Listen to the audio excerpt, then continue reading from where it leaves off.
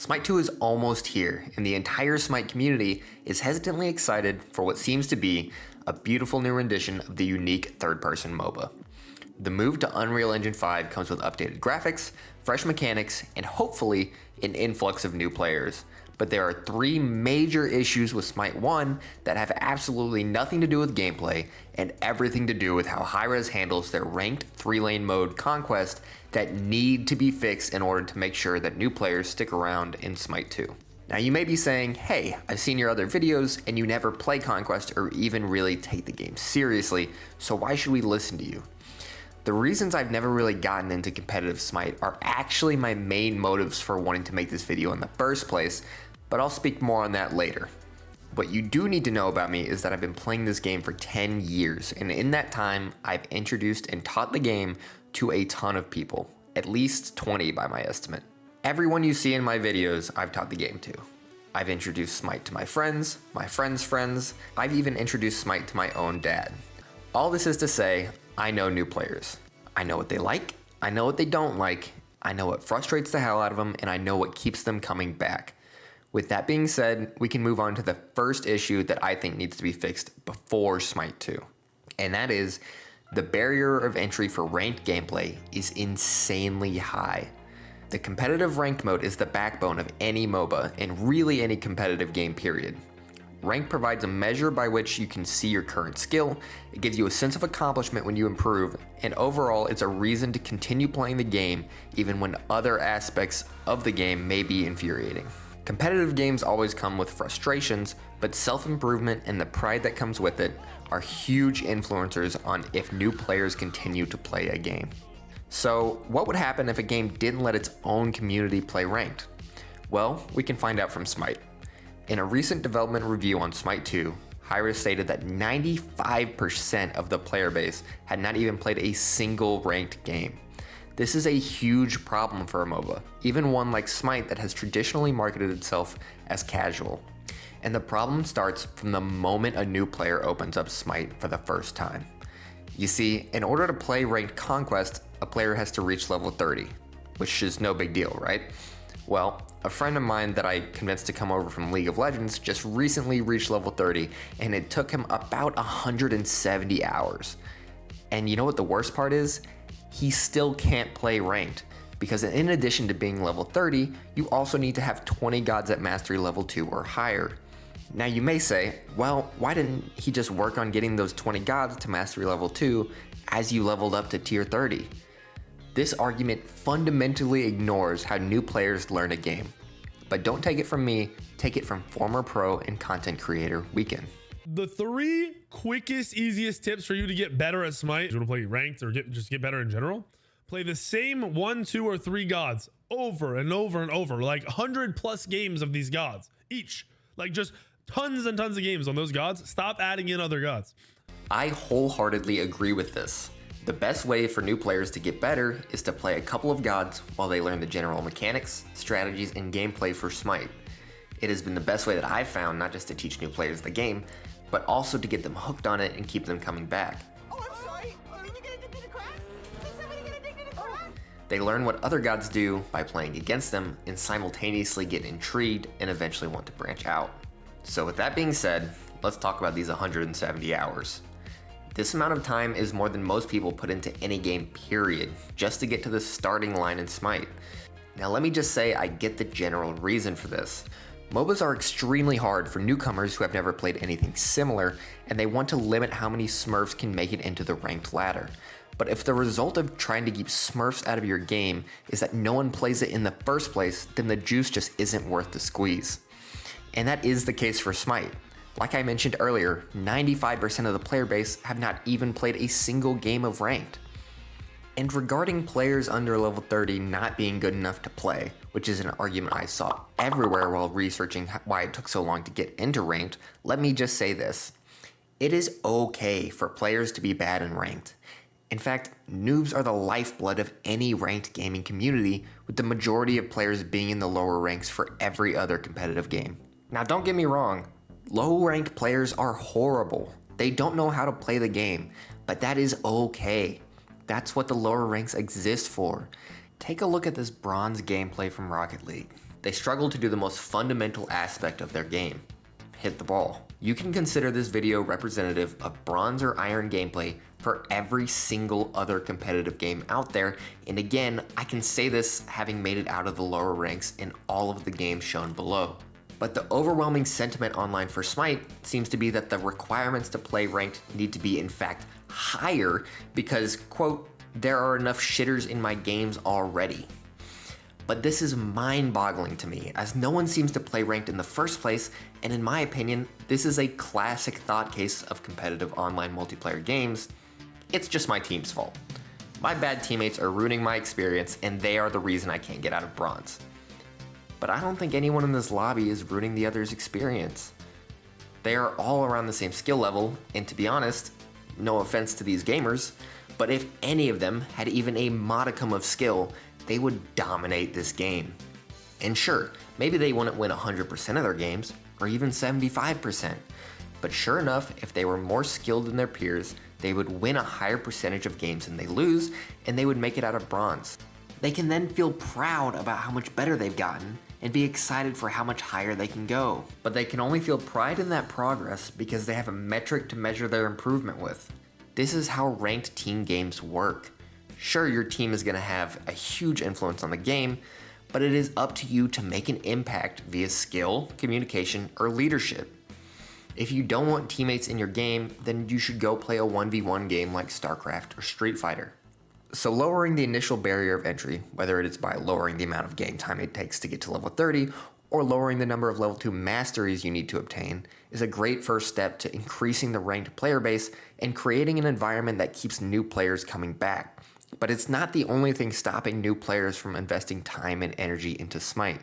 The second major issue that needs to be resolved is one that Hi-Rez actually noted that they were thinking about changing in that same development review that I mentioned before. As far as rank limitations, size limitations go, the whole idea is keep the top end competitive, make sure players feel like their matches aren't being dominated by parties, but make sure if a player is new to the ranked system, they have a way to play with their friend or friends potentially, and we're exploring all of those options.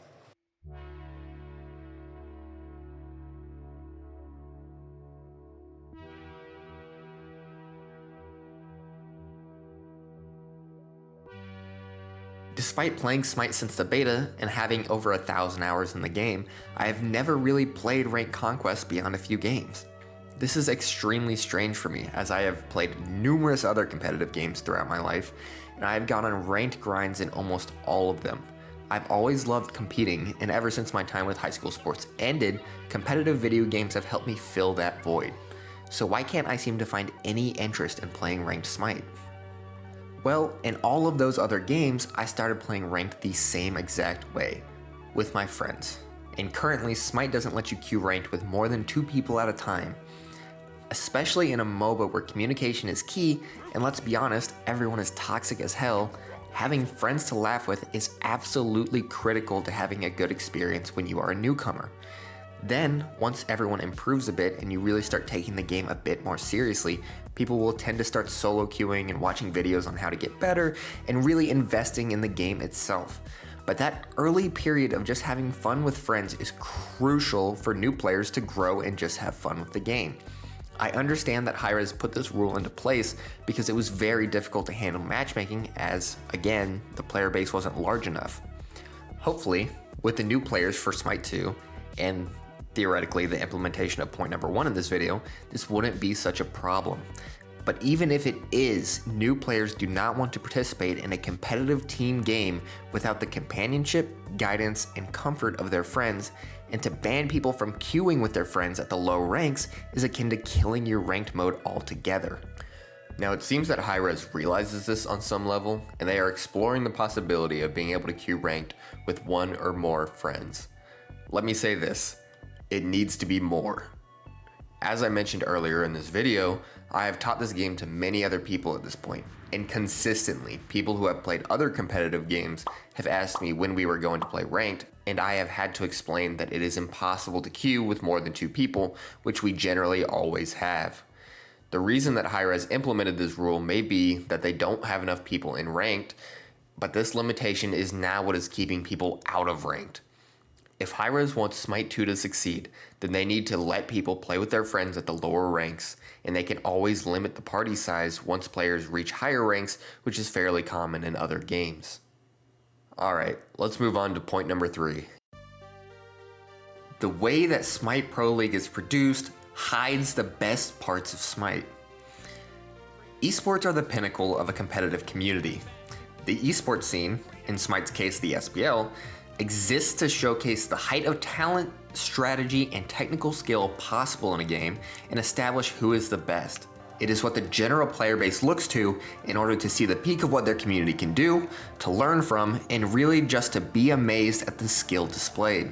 I personally love watching esports. I've watched them for just about every competitive game I've ever played, and they have even convinced me to get back into games long after I quit them the first time. So why, when I am both an avid fan of esports for games I don't even play anymore, and a thorough enjoyer of Smite itself, do I not care about the SPL? It's not for lack of trying. I've turned on the stream a million times, but I can never seem to stick around for more than a few minutes. Unfortunately, in my opinion, the SPL production has chosen to stream the games in a way that obscures most of what makes Smite unique and different to other MOBAs. Because at the end of the day, what is it that makes Smite unique to other games like League of Legends or Dota 2? The most obvious thing is that the game takes place in third-person perspective, and the possibilities that that opens up in terms of how you need to aim your auto attacks and abilities much more precisely is a massive draw for why people play Smite in the first place. It opens up a huge layer of mechanical skill that provides a depth to fighting in the game, but we get to see almost none of it in Pro Smite esports, because they choose to show the entirety of the game from the top-down perspective. Now, I generally understand the reasons that they chose to do this. There's a lot going on the map at any given time, and they want the spectators to be able to see everything. But in looking at the forest, they are missing the trees. This choice to make 100% of the SPL top-down obscures the precise mechanical gameplay that is the reason a lot of people play Smite and, in my opinion, would like to watch Smite esports. Now please note that I did not say that all of the viewing experience should be third person. I actually think that the bird's eye perspective that they currently use makes a ton of sense in some scenarios, specifically in establishing shots and in massive team fights. I'd like to show examples of how, again, in my opinion, they could improve the viewing experience by comparing Smite to how they handle this in other games. Because this problem of when to mix up the gameplay perspective with a wider, more comprehensive POV is not new. In fact, it has actually already been addressed by almost every other esport that isn't top-down by default, and none of them have taken the stance that they shouldn't show the gameplay period, even if you may miss some other things by showing it, because there is an understanding that watching the gameplay of the pros is the defining reason for why people are tuning in the first place. The biggest complaint I've seen online about using third person in SPL is that you miss information that you otherwise would have if you watched top down. I think this can be addressed in part by using what are called establishing shots. In filmmaking, establishing shots are extremely wide or zoomed out camera angles on the location the scene takes place to provide context for setting and what is going to happen in the scene. In my examples for gaming, this can be used to show a more comprehensive view of what is about to happen in game before cutting back to the actual gameplay and watching it happen. Esports observers for Riot's first-person shooter Valorant use establishing shots all the time to give context on an approaching fight. Here is an example of how Valorant's observers use an establishing shot to provide comprehensive information on the location of players and what is about to happen before cutting back to the gameplay so that we still get to see the insane mechanical skill of the players. We start off from the first-person perspective of Jett in the back side of A, but there is a big attack coming and the defense is setting up a trap. Recognizing that there's about to be a huge fight and that there's a lot of information to convey about how this fight could go, the observer moves into an establishing shot before cutting back to first person POV so we can see the mechanics. We can also just jump up over top of it. Something able to collect the first one, looking for another Jing, finds it, can't quite steady that aim though. Not gonna get cleared to bang, able to just step to him, finds it, but Divide with 2 quick kills. This establishing shot provides so much information on how the fight is going to go. First of all, it shows all 5 of the attackers gathering behind the wall, getting ready to break it and take the teamfight onto site. It also shows the trap of the defenders, the Sage hiding behind the left side of the wall, and ready to catch the attackers unaware if they continue to push aggressively. The observer does a great job of providing the viewer with all the necessary information, but also letting us move on to the exciting stuff once we know what's happening. Now let's apply this to Smite and see how this same strategy could be used in an early gank in Game 1 of the 2023 SPL Finals. The totem is just coming up in solo lane, and the 2 warriors are having an early showdown over who can take it. This would be a great opportunity for an establishing shot. If you were to rotate the camera 90 degrees so that the view had the jungle behind the 2 warriors, you would be able to see both solo laners starting the fight for the totem, the red team's jungler coming in for an early gank, and the blue team's jungler not being close enough to fight without ulting. Once the audience has time to take this in, you could go to the third-person perspective on the Nemesis as she enters the lane to get a good view of the mechanics of a top-tier jungler. I also just want to mention that even though they remain in the top-down perspective in the actual stream, the view still doesn't provide information on the approaching gank because the observer zooms in like he is trying to get closer to see the fight better. Now I want to address that there is a 1 or 2 second part of this fight where Nemesis has their back turned, but the only thing that would be missed in this second are the 2 warriors autoing each other a few times, and the observer could always switch to a new POV if it seemed like Nemesis was leaving the fight altogether. Other than that though, you could see the whole fight through, you would get to watch mechanics at the highest level of competition, and the viewing experience would actually resemble Smite, which is extremely important to new players or viewers who just thought to check out the Smite Pro League because they like the game. Another great example of when to use the top-down perspective is when massive chaotic teamfights are taking place and it is very difficult to see what is happening in the third-person POV.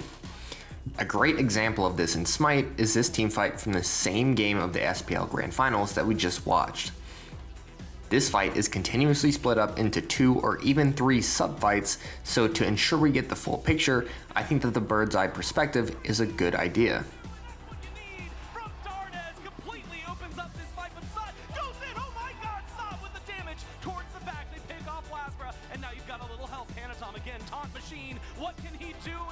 Here is a rather famous clip from Valorant of taking B site on bind with a ton of ultimates being used.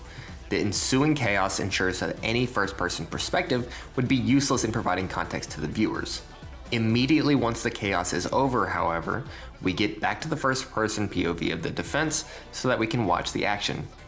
For Smite, I would like to see some experimentation on the part of the observers of mixing in the third-person perspective once all of the chaotic ults are out of the way, but given the split up fights, it may just be better to leave the entirety of massive teamfights in top-down.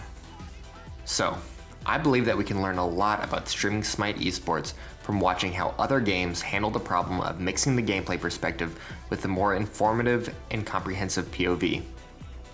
Massive teamfights where there is absolute chaos on the screen and establishing shots for upcoming fights are excellent times to show a top-down perspective, but I would love to see more implementation of a third-person POV in all smaller or more condensed fights and early ganks so that the audience could get a good look at the amazing mechanics that set Smite apart from other MOBAs so that the viewing experience of the SPL actually resembles the game at some point in the broadcast, and because, in my opinion, this looks fucking sick.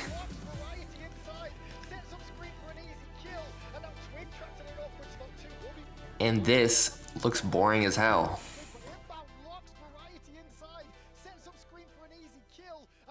Trapped in an awkward spot too, will be wing gusted down, tries to return some damage, but with Baronic on the way, he's gonna fall anyway.